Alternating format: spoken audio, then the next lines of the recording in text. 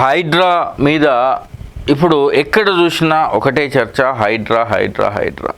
ఈ హైడ్రా బుల్డోజర్లు ఎక్కడ పోతున్నాయి, ప్రతిరోజు ఎవరి కబ్జాలు కూల్చుతాయి అనే చర్చ జనంలో మొదలైంది.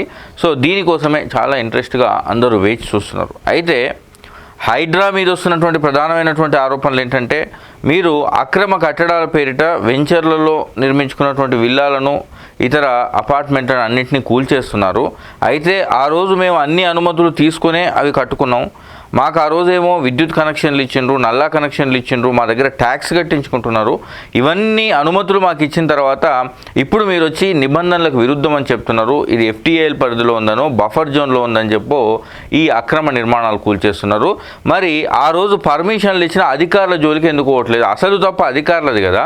అధికారులు లంచాలు తీసుకొని రియల్ ఎస్టేట్ సంస్థలకు పర్మిషన్లు ఇచ్చిండ్రు. ఆ రియల్ ఎస్టేట్ సంస్థలేమో ఇక్కడ అక్రమ నిర్మాణాలు చేపట్టుకున్నాయి.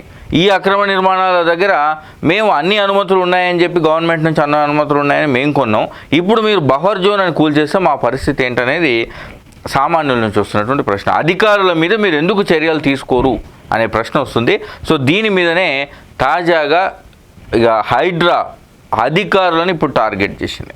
సో ఇక చాలామంది అధికారులు ఇష్టారాజ్యంగా అక్రమ నిర్మాణాలకు అనుమతులు ఇచ్చిండ్రు. ఇప్పుడు ఇక వాళ్ళ భరతం కూడా పట్టబోతున్నది Hydraa.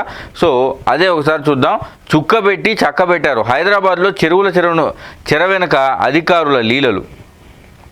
TPO అభ్యంతరాన్ని తొక్కిపట్టిన assistant city planar, ఆపై మున్సిపల్ డిప్యూటీ కమిషనర్ స్థాయిలో అనుమతి, ప్రభుత్వ స్థలం ప్రైవేట్ అని ఒకే భూమికి 2 నివేదికలు, ఉన్నతాధికారులకు మాత్రం ప్రైవేట్ అని పంపిన ED.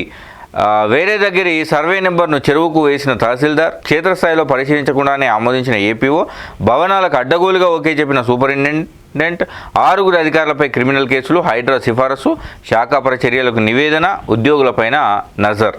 ఇక ఇప్పటి వరకు చెరువులకు సంబంధించినటువంటి FTL ఫుల్ ట్యాంక్ లెవెల్లో ఏవేవైతే ఉన్నాయో ఆ నిర్మాణాలలో బఫర్ జోన్లో ఉన్న నిర్మాణాలు మాత్రమే హైడ్రా కూల్చేస్తూ వచ్చింది. కానీ ఇక నుంచి అప్పట్లో పర్మిషన్ ఇచ్చిన అధికారుల భరతం కూడా పట్టబోతున్నది. ఇప్పటికే 6 అధికారులకు మీద క్రిమినల్ కేసులు నమోదైనాయి. ఇంకా భవిష్యత్తులో మరిన్ని కేసులు కూడా నమోదయ్యే అవకాశం ఉంది. సో దీంతో హైడ్రా మేము ఎవ్వరినీ వదిలిపెట్టము అనేది చాలా క్లియర్గా తేల్చి చెప్తుంది. ఇప్పటికే ముఖ్యమంత్రి రేవంత్ రెడ్డి సోదరుడికి సంబంధించినటువంటి నిర్మాణానికి హైడ్రా నోటీసులు ఇచ్చిందంటే ఇక హైడ్రా ఏ స్థాయిలో ఎంత పటిష్టంగా పనిచేస్తుందో మనం అర్థం చేసుకోవచ్చు.